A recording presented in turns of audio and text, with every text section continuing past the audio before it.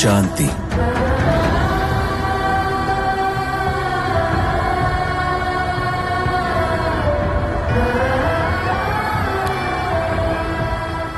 என் அம்மா.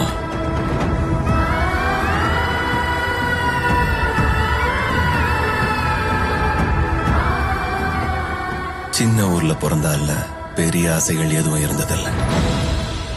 ஆனா போகும்போது என்கிட்ட சத்தியம் வாங்கிட்டு போயிட்டா. அந்த சத்தியத்துக்காக நான் சுயநலக்காரன் ஆவன், கோழையும் ஆவன், கொலகாரன் ஆவன், கிரிமினல் ஆவன், வில்லனும் ஆவன். அவளுக்கு கொடுத்த சத்தியத்துக்கு இது பத்துமானு தெரியல.